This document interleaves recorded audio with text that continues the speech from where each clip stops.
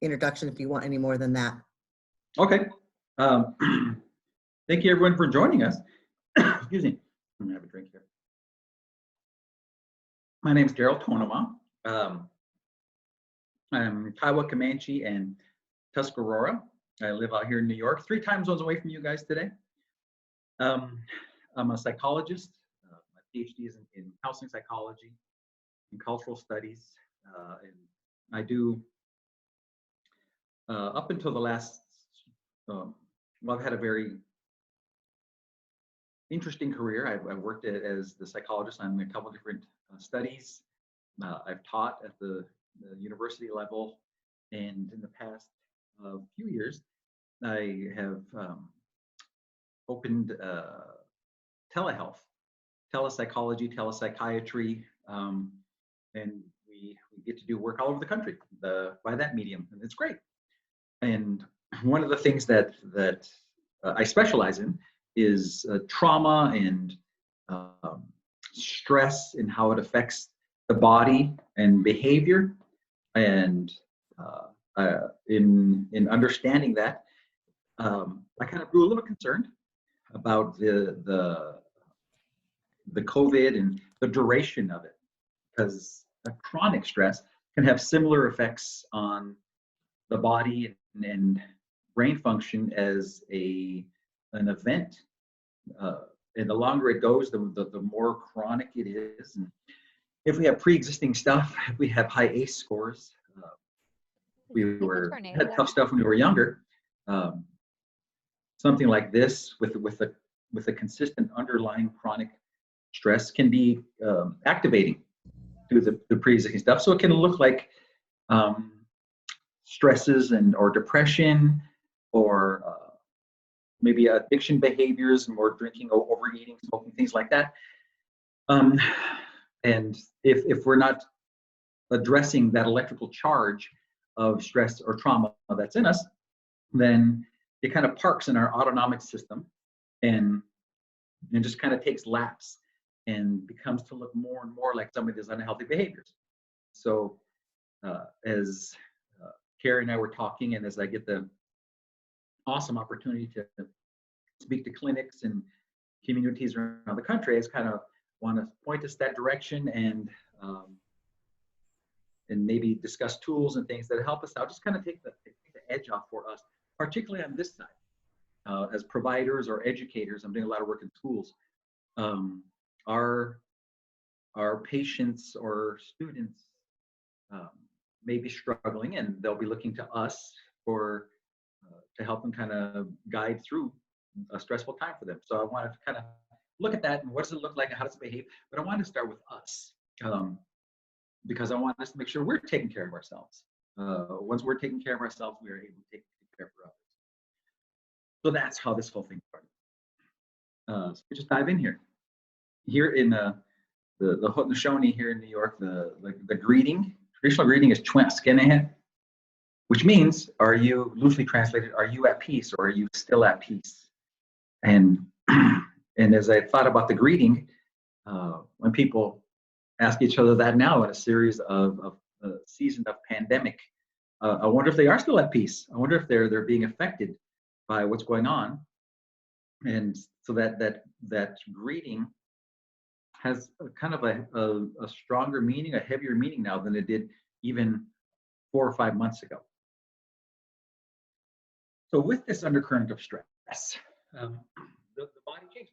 And you may not even know that it's maybe you don't feel stressed. You're not freaking out right now. You're kind of the line screaming. Maybe she was before we got on, but she's cool right now. And so what stress can do is kind of send a gurgling undercurrent of electrical charge. And when this first started, what was that? 2 months ago now. That first week, Carmen and I my wife and I would go to bed like at 2 in the morning and sleep till 9:30, which was unheard of, because I haven't gone to bed at 2 in the morning since college, and slept in, which I never do. I'm up at 6:30 every day, and that went on for about a week. And I had some strange dreams, and I've had other people tell me some very similar things. Their sleep pattern initially was messed up, and they had strange dreams, stressful dreams, and that those are symptoms of underlying stress. And I didn't feel when I was awake, I didn't feel activated. I didn't feel like I was freaking out or anything like that. But that's what that chronicness of it can do, is change some of the patterns for us. That's what novelty does. Are you seeing this? Are you seeing my screen okay, Carrie? Okay. Remember, I don't make fancy slides. This is my slide. My slides are the great grandchild of a talk I wrote in 1998. So I just cut and paste from that one template. Novelty activates the autonomic nervous system. Anything new. So the autonomic system is where the things that happen automatically in our body are keeping us alive. Our heart rate and lungs and the systems that you don't have to think about, and they go on their own. And as they go on their own, they just keep you alive. What's really interesting is stress and trauma are also stored in the autonomic system.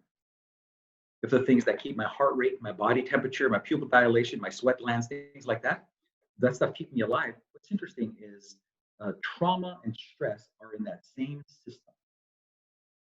So, like, you don't choose to have anxiety attacks. It happens automatically, autonomically, happens on its own.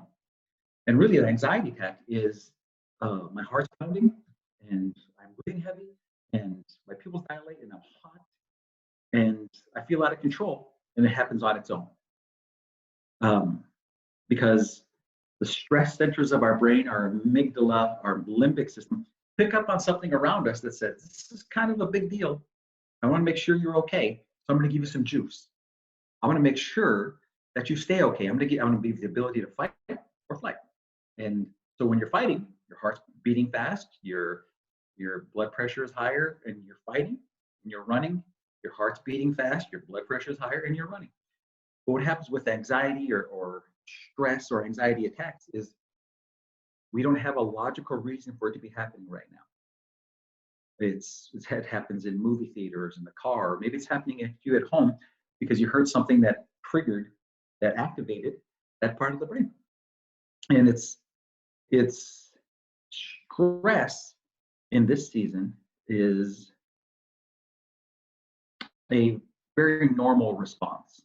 It's a very acceptable, normal response because it's a stressful time. And we don't know how to act. And there's no roadmap, there's no book on how to handle the world during a pandemic.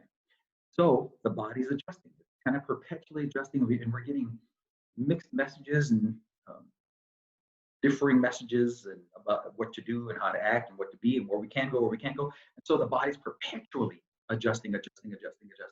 So that in itself is stressful. So if you're feeling stressed, it's a totally natural response. The question is, how far do we let it get down the line? Because we don't want our stresses to start storing in us. That electrical charge of stress, you don't want it storing in us. And so 3 to 5 months down the road, we're leaning toward addiction behaviors or overeating or anxiety attacks. We want to, rather than have that pop bottle just shaking, 3 to 5 months down the road, we pop it open and it gets everywhere. We want to be able to release it a little bit at a time, keep our wellness, keep our healthiness over time.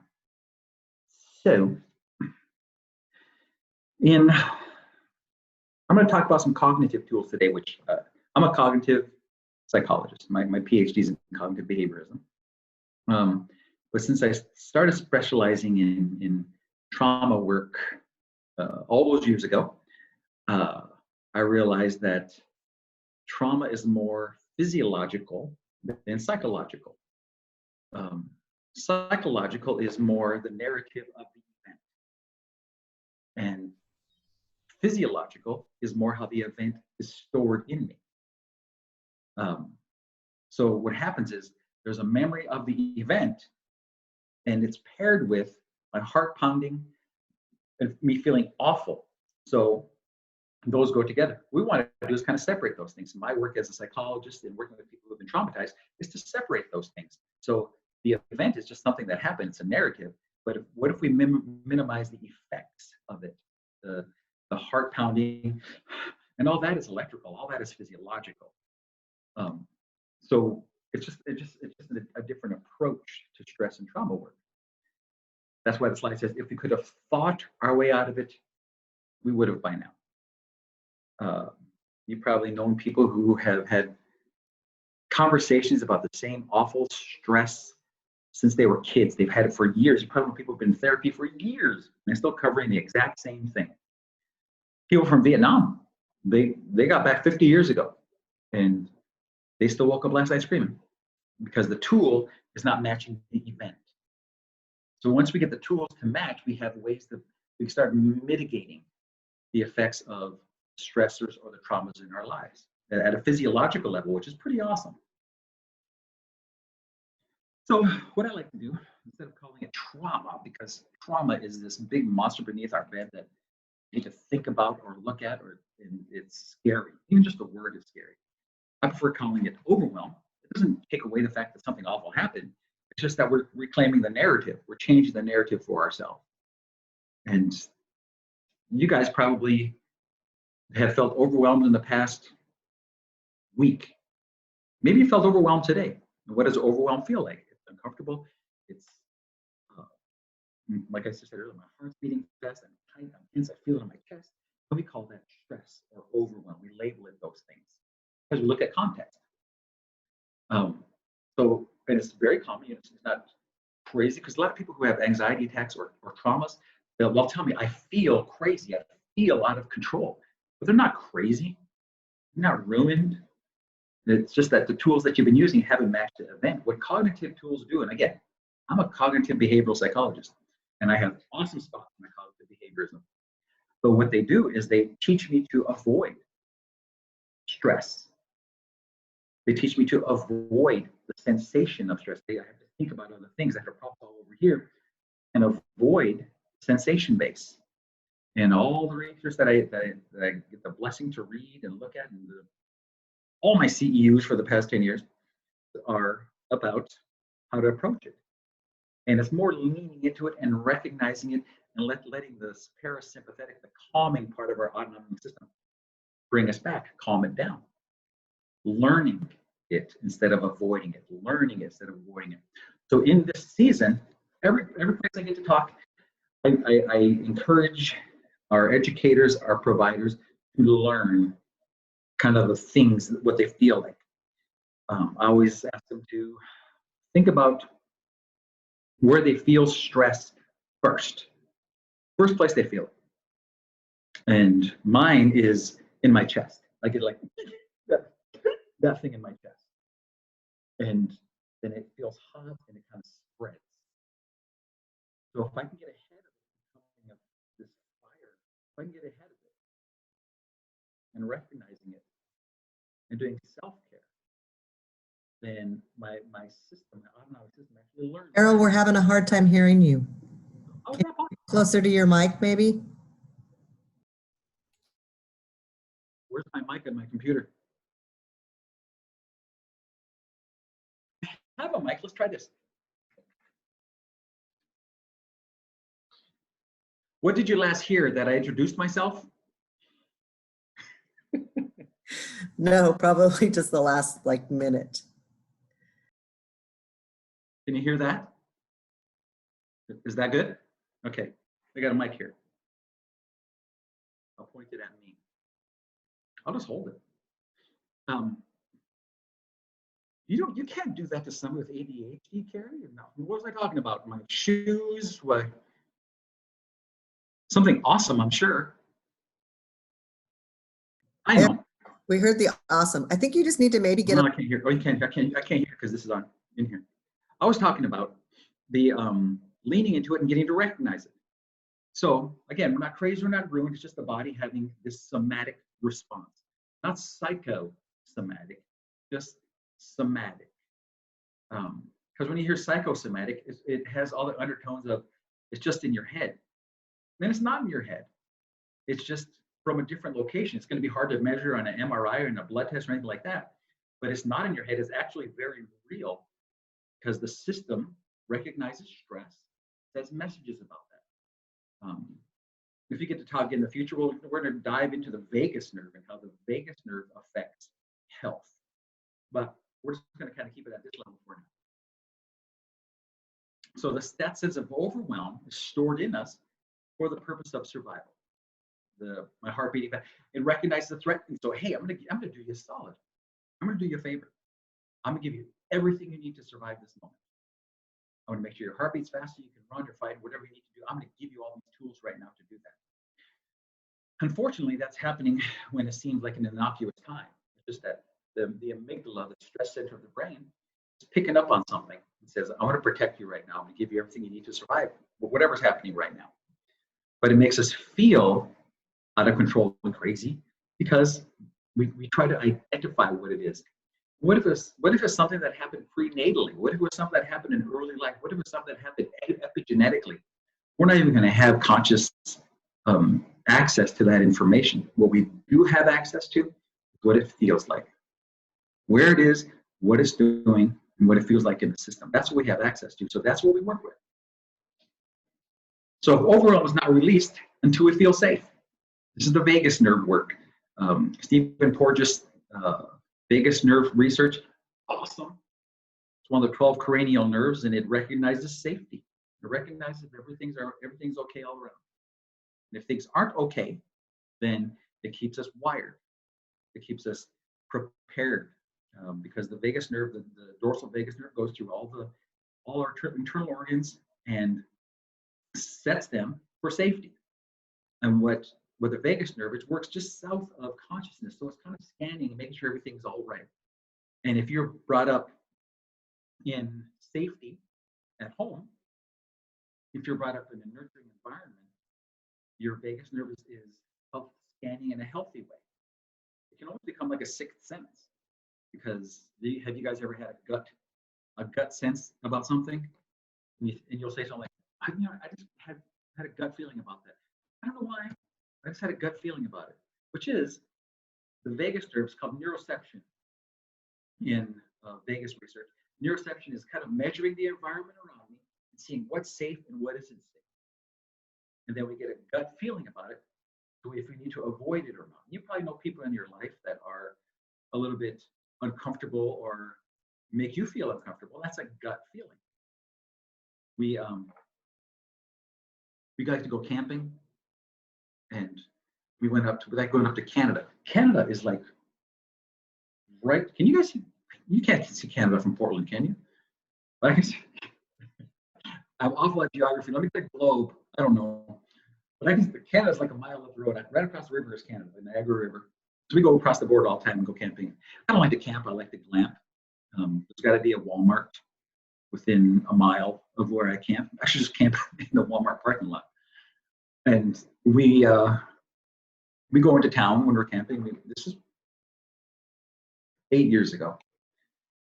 We went into town to get ice cream and walked in to the ice cream shop in this town called Bracebridge. Walked in the ice cream shop, and you know when you see another native, you give them the res nod, they nod back at you like, hey, what's up? We're all in this together. What's up? You do that. And see, he nodded, and so I nodded, and he turned around and came back into the ice cream shop and sat with us.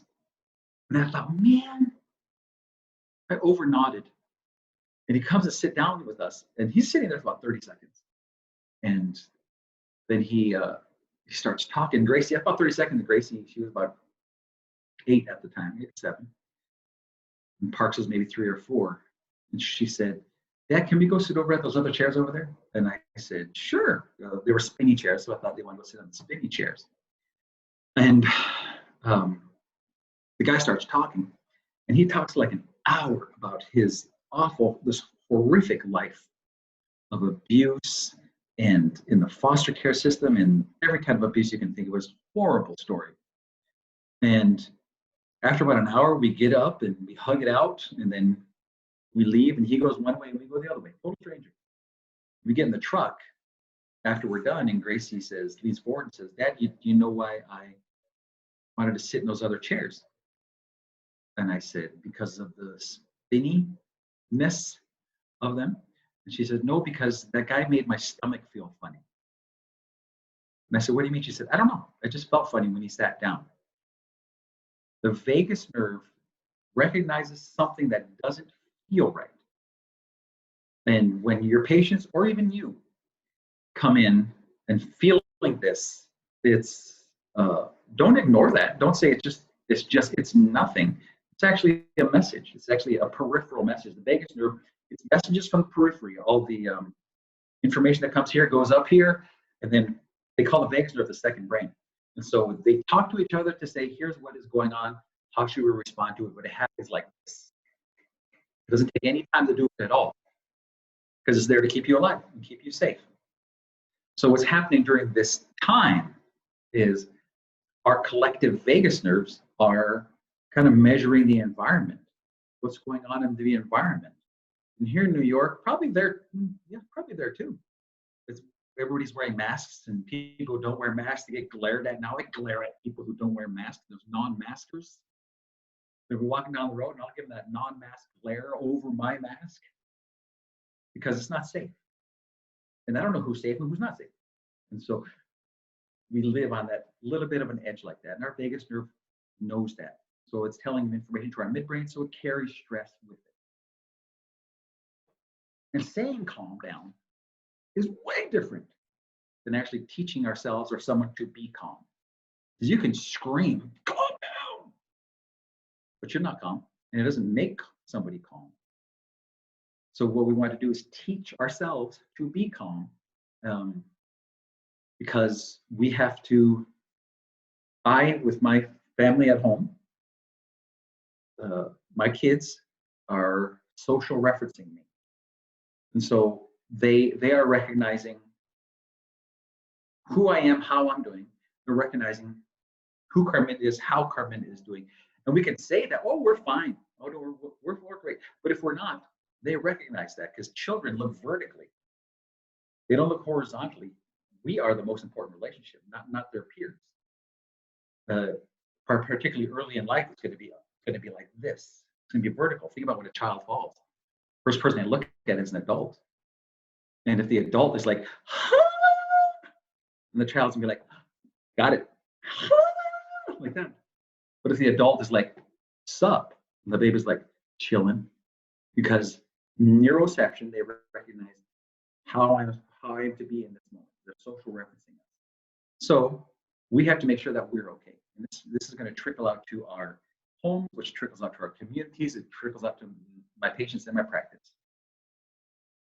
And you guys have seen me share this, but I'm going to, hold on, let me get a toy.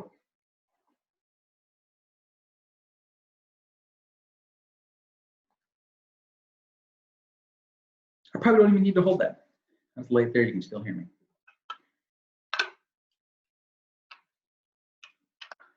Okay, you guys have seen me hold this toy before. So our body's electrical. The fact that I'm having a thought right now, the fact that I'm moving, I'm wiggling my toes. You guys wiggle your toes with me for a second. This is the honor system. I'm just assume you're wiggling your toes. You can, this electrical charge, this needs electricity. This electrical charge just bounces around our body, and it goes where we need it to go.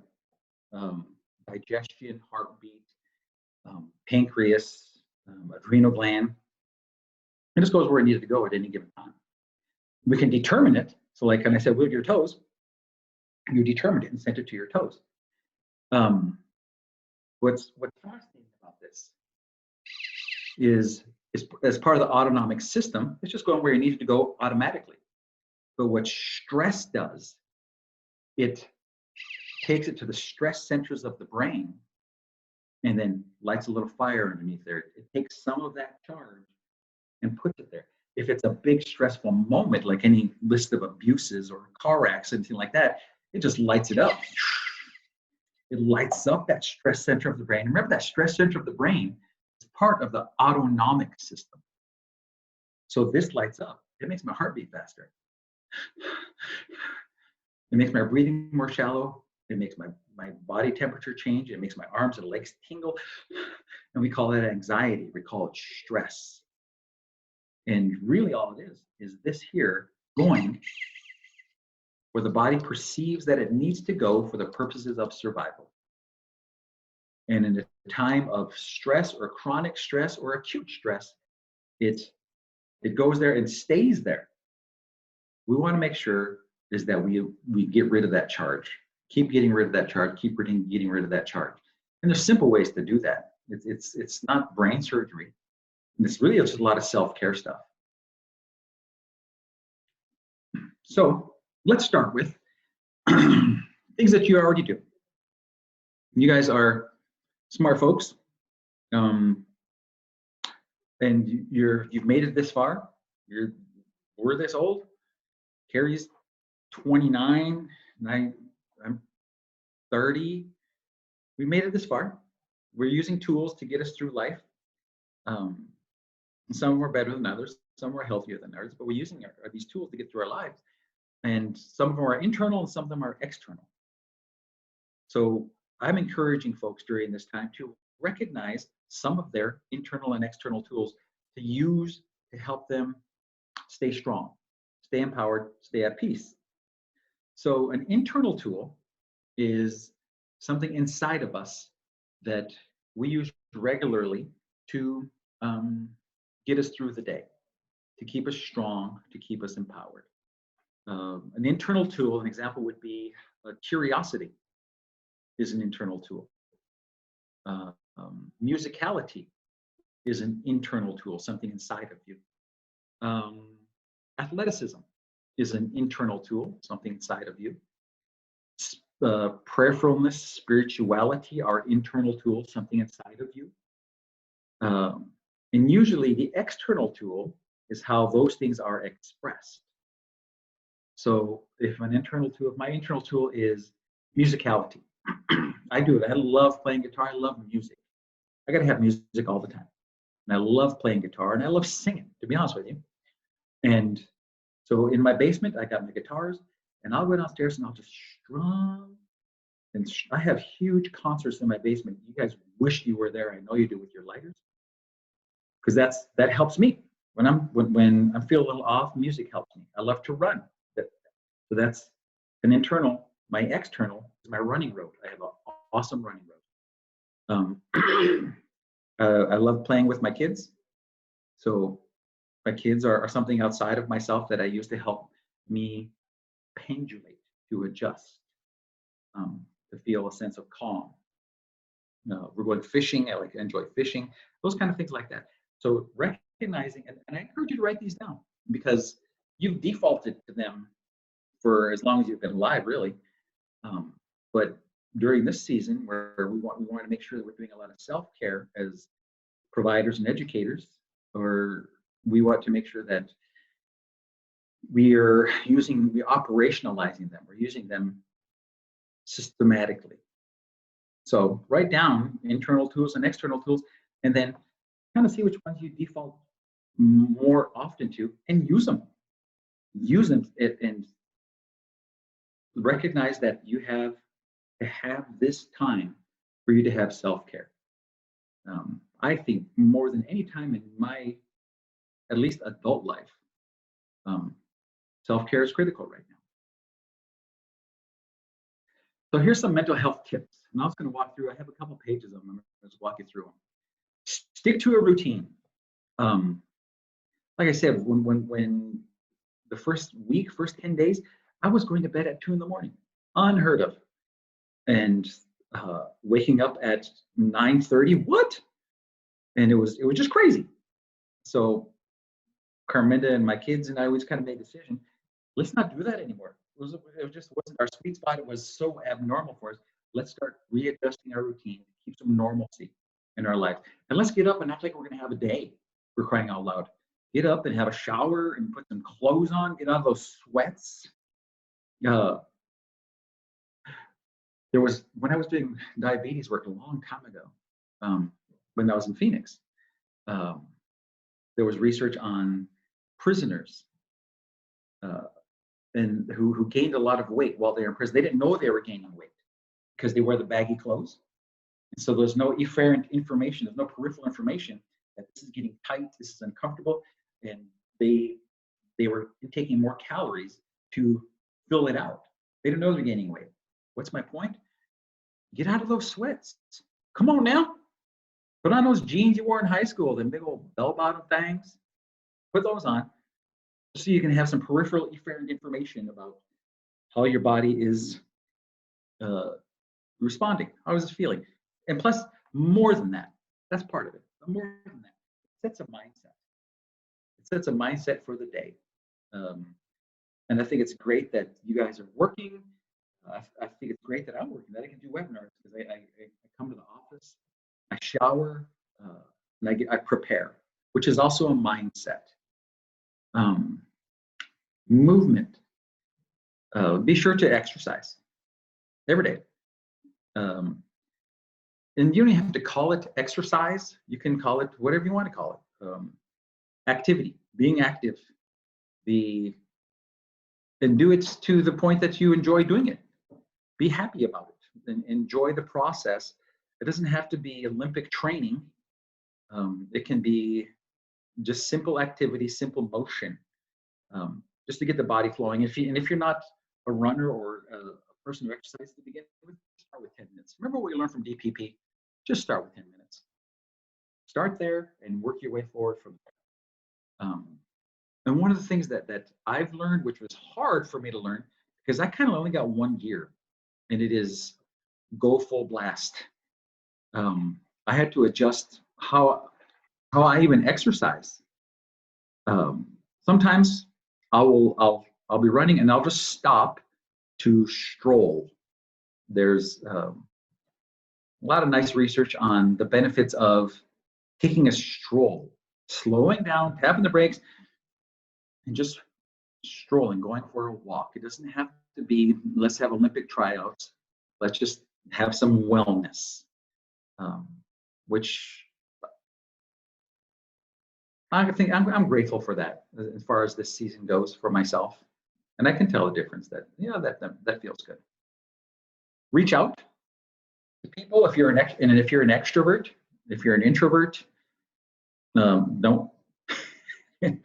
Carminda, my wifey, is an extrovert. She is Susie Social.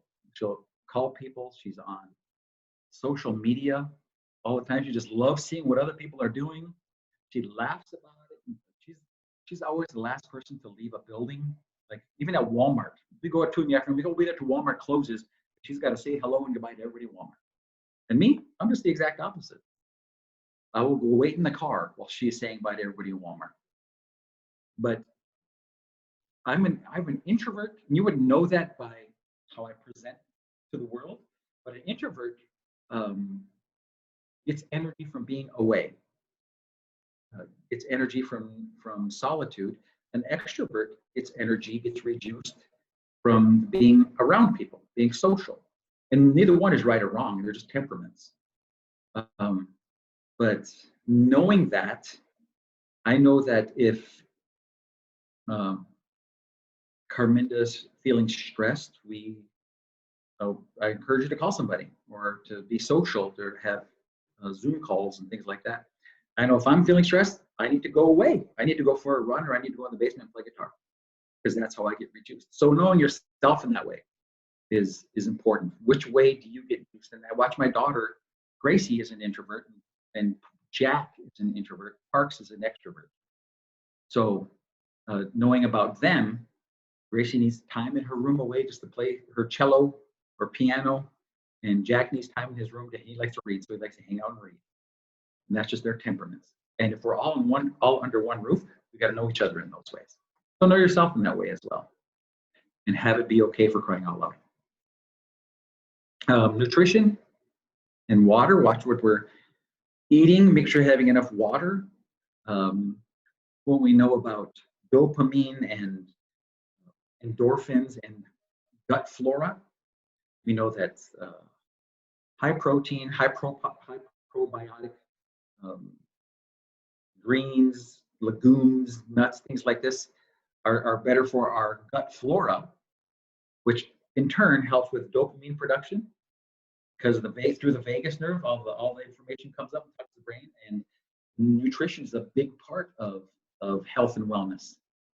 So be sure to keep your healthy behaviors, drinking plenty of water to make sure the body keeps flushing out toxins, your cortisol levels aren't spiking, things like that. Play with your kids or grandkids. I've always shared this, and I just totally believe it, that parenting is not a spectator sport. Parenting is a let's dive in activity. And I've raised my kids that way, and I hope they raise their kids that way. Because kids are social referencing us. They want to know that everything's okay. And me telling them everything okay is very different than me engaging and showing them that everything's okay, that we still have our life, that we're still doing healthy things for ourselves. Also,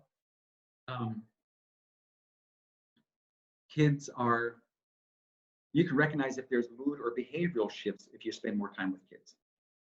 So we've had blanket forts. We built blanket forts in our house, and I'll probably put the tent up in the living room this weekend. We play Uno. Have you guys ever played Uno Attack? It is, don't play if you're not ready to go to family therapy, because it is vicious. And it can last for like 2 hours. You can break your spirit playing that game. So be careful. But it's become pretty intense in our house with Uno Attack. You may see behavioral problems in your kids. Because they don't have, with your full grown-up brains, you have the capacity to express more. But remember, our brains, the big push for initial development doesn't even finish at 24 years old, and after that it still continues, but that big push is, so the younger your child is, the less their brain and their capacities to understand and express. And so the younger they are, the more likely they are to express through behavioral problems. As they age, they just have different tools. So we want to prevent this from settling in and showing up as addictions or behavioral problems bigger in the future. When this first started, probably, I don't know how long it's been, 2 months now. Had to come here to the office, and I was going to shower and get ready to come. This is when there was so much information was changing every day, and you couldn't breathe, and there's so many things that the information was bouncing off of us. And Jack, and this is when we were watching more of it on TV because we didn't know what it was. And to find out Jack was hearing something. He's 8. And I was getting ready to come, and I had my coat on, and I grabbed my backpack, and I was headed toward the door. And at the door, my front door, was all the pillows were stacked up against the front door. And I turned around, and Jack's kind of sleeping, standing sheepishly behind me. And I said, "What's going on, Jack?" And he said, I don't want you to go. I'm scared for you to go." And that was his way of expressing that. So I didn't go. I found a way to work from home that day. But in this season, his understanding of safety was more important than me coming to the office. And that's how we trauma-proof our kids. That's how we can trauma-proof ourselves, is sense of safety. Not just saying he's safe, showing he's safe, proving over and over and over again, you are safe. I am solid. You are safe. Give each other, I'm supposed to say each other, and yourself a break. You may have, maybe with this underlying current of chronic stress, you may have more temper than you've had previously. And that's normal, because remember what this whole crackling of this thing in the midbrain is doing is kind of keeping us prepared for survival. And so we may have more of a hair trigger than previously. So give yourself a break and give each other a break. Carminta and I actually had a conversation about it. All the kids were in bed and we were sitting in the living room, and we just said that, you know, we probably should make sure that we are okay and not give each other more of a break than usual. Which, in usual, I need a lot of breaks because I'm kind of a bonehead, and she's the wise one. So we kind of agreed to give each other a break. And even just yesterday, we were here in the office, and I had written a commencement for Native students. There's something on Facebook called virtual commencement or something, virtual Indigenous commencement or something like that. So I thought, I've done a lot of commencement talks, so I thought, I'll write a commencement talk and post it on there. And so I wrote it in a half hour or so, and then I asked Carminta to edit it. So I'm sitting here at my desk over here, and she's over here editing. She was editing too slow for me, apparently. And I said, "What's taking so long?" And she said, "Well, I have this." And I said, "Well, why don't you speed?" I was like, "Oh," with her. And I don't even know why. But she got mad, and she said, "Well, you can do it yourself then." I said, that's how I win arguments. I do this. And so she left, and I just called her and I said, "Can I have a break on that one? I'll attribute that one to quarantine brain." And she, in her grace, she said, "Okay, I'll give you quarantine brain on that one." I said, "All right, I won't do it again." That was it. Giving yourselves a break. I've had talks with a lot of folks who say they're edgier and they do responses and they saying things that they wouldn't have said previously. And I said, well, make sure everything's okay. Ask for forgiveness, and then give yourself a break that it was quarantine brain. More safety first. Remember, the body responds to safety. Recognizing that you are safe, you are healthy, taking the necessary vigilant precautions. Don't have to be hyper vigilant, but vigilant precautions necessary. Limit the safety first is also a vagus nerve. It's more than just a good idea. It's a physiological imperative that you have a sense of safety. Limit exposure to COVID talk. When I first came, I was all over every news station, everything on Facebook, every opinion on earth, everything I could read in the news. I was all over it, but I realized it was kind of stressing me out to do that. So then I thought, well, I probably need to know what's going on here in New York, and so I'll watch about a half hour a day just to know if the kids are going back to school or when I get to go camping again, those kind of things. So I limited my time and I limited my resources, my sources rather. So just so I wouldn't inundate myself with information, because I could feel it. And if you get like that, just recognize that somatically something's changing, and it's probably too much input related to this. Watch the kids. If they're in the background listening to this would be kind of stressful for them as well. So be aware of that for them. Notice the good things going on around you. Spring is finally here. It snowed here on this week. I was caught in a snowstorm on Saturday here in New York. But today the trees are blooming. What? The sun's out. What? It's like 40 degrees. And walking into the office, I was kind of stood for a second. Like, yeah, but help others. Do what you can to help your communities. There's little things we can do. Carmen and I bought a bunch of cases of water for the res. We have kind of an ad hoc food distribution center. So we got cases of water and potato flakes. I think you know what I'm talking about. Non-perishable stuff like that. We just donated that to the food pantry. Do what you can. Focus on what you have control of. We're not in control of a lot of stuff right now, but there's things that we are specifically in control of.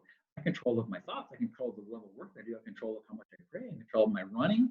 I control of playing ball with my kids. I'm in control of making pillow forts and blanket forts. I'm in control of a lot of stuff, and I focus on those things. The other stuff, my world shifts, which is important because your brain attends to what you tell it to attend to. So if I'm telling it to attend to all the chaos and things I can't control over, it's going to start defaulting to that. It's going to go there automatically. But if I purposefully attend to the things that I am in control of, that I enjoy, that are keeping me healthy and well, my brain starts defaulting to those things. And it's a practiced behavior. So all the time, as much as you can, focus on things you do have control of. Pick up a long-term project. If you want to learn how to play guitar, if you want to learn how to play piano. Parker, my son, who is a little, he's mini me, but he's smart and he's mechanical and he loves making things. He loves building things. And so just, he said, Dad, let's build a desk. And I'm thinking, what about your history with me has given you any clue that I know how to do something like build a desk? But I said, okay, because I think it'd be fun to do with him. I don't know how to do woodwork stuff. These hands weren't meant for such things. I'm gonna give it a shot though. You maybe call me Lefty next year, but I'm gonna give it a shot with my son because I think it'd be a cool thing to learn how to do. Laugh a lot, still see humor. Humor's good. Enjoy each other. Laughter is very healing. It's an endorphin rush. And even if you need to purposefully think about things that have made you laugh previously. If you need that's actually a specific type of meditation, the laughing method, where we focus on the last time that you just cracked up, where you just busted a gut, where you had to cover your mouth because of your lack of teeth were showing. You're like that because you're laughing so hard you couldn't get your breath. Focus on that one. Focus on those things and let it change you physiologically. And the last one on here is, what is the lesson? Which is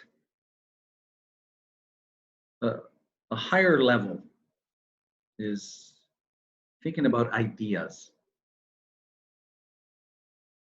What if we wanted to have a takeaway from this? And I've thought about this. This has been a pause. It's been a 2-month pause. And who knows how long the pause is going to be. But if you look back at your life previous to this, what was it like? And what are some things that you can carry forward, that you want to carry forward, that were awesome? And what are some things that you can say, well, you know, I can probably leave that behind. I probably don't need to do that anymore. And to be honest with you, for me, I think I was trained over the past 20 years to have one gear, to just go 100 miles an hour. And in my work, I would have to jump on an airplane and go here, and then I do this, and then and I was doing this. I was hopping. And now that I've been forced to grow roots again, it is awesome for me. I'm not sure if I can go back to how I was working previously, which is a good lesson. It's a good thing for, I can pick and choose those things instead of having just be a shotgun. And that's something that I can take away from this.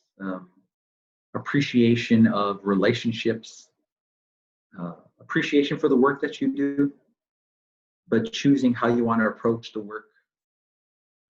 It could be work. It could be a work lesson for you. It could be a personal level. It could be an interpersonal lesson. But find the thing that is significant for you. So as we finish up here, I want to do this.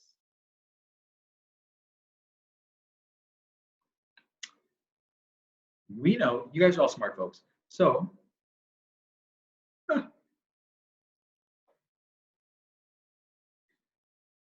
heart rate variability. one of the key measures of vagus nerve, good vagal tone, is having heart rate variability. Heart rate variability is just how research has shown that the stressed heart doesn't have variability in tempo as the in and the out. The stressed heart is, whereas the non-stressed, over the last hour we've been talking, it's been fast for a second to slow down a little bit, and kind of done that over time. What we want to create to decrease stress, this undercurrent of stress, is heart rate variability. We want to change it physiologically. So, lots of research supports breathing. And you think, what? Yeah, because remember, trauma work is physiological, not so much psychological. And the breathing that comes up most common in the research is the exhale is twice as long as the inhale. So like 3 counts in, doesn't have to be 3 seconds, just 3 counts in. A pause and 7 counts out. And it's got to be nasal. It can't be, that's Lamaze breathing. And we don't want anybody having a baby that doesn't want to have a baby right now. So it's got to be nasal, because there's all sorts of neuronal firing when you breathe nasally, because that's the olfactory system, which is hooked to memory and all this stuff like that. So it's very healthy to breathe nasally. So it's a 3 count in and 7 counts out. And relax your shoulders on the exhale. And don't breathe in like this, because you know you're just doing that to look skinny. Because it's when you breathe, your stomach actually goes in and out. You're not opening up your shoulders. So I call it flute breathing when I work with people, because when I play flute, I do this.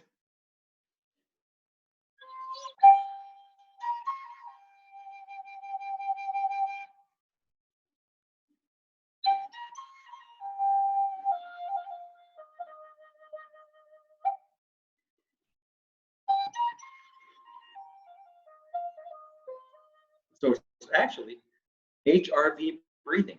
I'm breathing in 3 counts and I'm exhaling 7 counts. So let's try it with me. Okay. Sit comfortably. Put both feet on the floor. Solid on the floor. And I say that because there's actually research that supports if you push your feet hard in the floor, it sends a message to the midbrain that you are solid. The fMRI study will show that there's less firing there in the stress center of the brain just by pushing your feet hard on the floor. Okay. So as long as you're hearing a flute note, I want you to be exhaling. When you hear me breathe, I want you to inhale and then exhale. Ready? Inhale.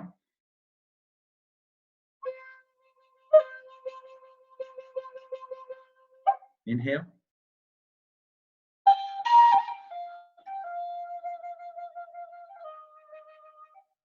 Inhale.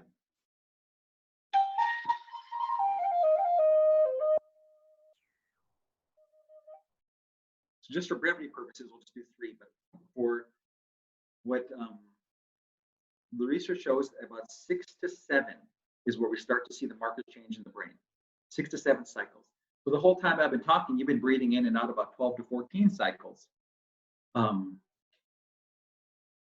to kind of get this, kickstart the HRV breathing.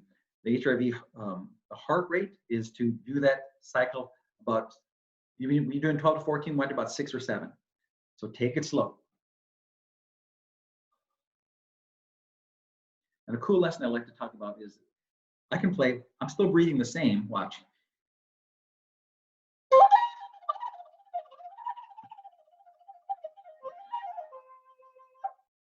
All that breathing was still this. So even though there's chaos around me, even though things are moving fast, remember focusing on the things that I have control of. I have total control of. And if things get extra intense or extra stressful for yourself, focus on how cool the air feels when it hits the back of your throat. Try it right now, real quick. Just breathe in through your nose and feel how cool that. If you need to focus on something, focus on that. What I don't want you to do is think. I don't want you to think butterflies and rainbows and marshmallows and puffy clouds. I don't want you to engage your prefrontal. I want you to stay back here, which is the sensation center. So that's why I said focus on the coolness of it. That's a sensation. You'll be pleasantly surprised how fast this works. And one last tool, just real quickly before we have to go, is cold water. The vagus nerve responds to cold water. And in the vagal research, it talks about taking a bucket of water and putting ice in it, and then dipping your face in that. It says holding your breath and dipping your face, which feels like you don't have to say the first part. You're not going to be breathing underwater. So it's just. But what I also recommend is just taking a cool cloth. You can wring it out and put it in the freezer, so it's not solid. And then if you're feeling the anxiety or the stress, just putting it in your face, holding your breath, doing the same thing. And do it about 3 times. That activates the vagus nerve. We're trying to activate the vagus nerve so it presses the vagal brake, which helps the body pendulate. It helps the calming system, the parasympathetic system kick in. So the bottom line for today is understanding the season we're in, and that our body is going to have some different responses, reactions, because it's so new and novel, and giving yourself a break for that, but also giving ourselves some tools that it doesn't have to be that way. And know that if I can take care of myself, I am going to be much more better for my kids. I'm much more able to empower them and make them feel strong in this season.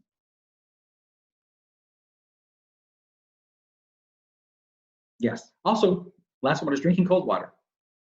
Drinking cold water activates the vagus nerve.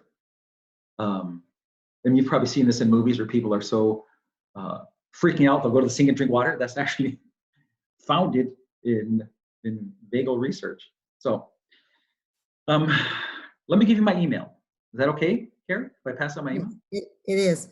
And I'd put in if anybody has questions, Darryl, in the last few minutes. But I did want to comment. A few people chatted in, and we had, when you were talking about changing your mode of work and not traveling so much, we had a comment that said move to the West Coast. I thought I would share that with you. Also, that when Isaac Newton was in quarantine, he discovered calculus. Oh, really? And that was a comment?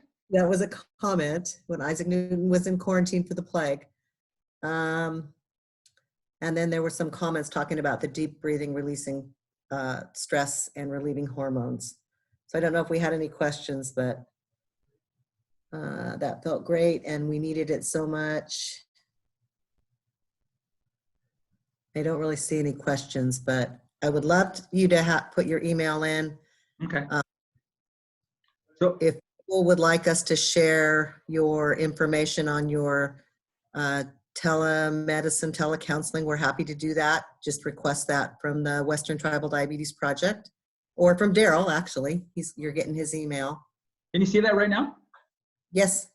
Cool. Okay. There's my email, dptonemah@gmail.com. And if you did have questions about the telehealth stuff, it's FN First Nations, fntelehealth.com. I'll put that on here. We have another comment that said, thank you for the great reminders. I'll mention this to people around me. So I'm not seeing any questions. Dawn or Eric, are you seeing anything I missed? I am not. Is that your email? There's no H at the end of that? Oh, where'd it go? What's happening? So there was an H at the end of that email though, right? Yeah. What happened to my screen? You stopped sharing. How did I do that? I'm not certain. You can put it in the chat too. I just placed it in the chat. I was like, I was doing it anyway, but then I was like, there's an H at the end of his name, so he probably missed it. dptonemah@gmail.com. Well, thank you everyone for attending. It is an honor to do this work and to hang out with you for a while. And I hope I get to see you soon. And you shoot me an email whenever you'd like. I would love to keep talking with you. Thank you everyone for joining today. I hope you're all staying well and safe. And let's take some of Darryl's tips, because I could use some, and certainly my family is struggling with this also. So hope everyone's doing well. Thank you for joining us. Thank you, everyone.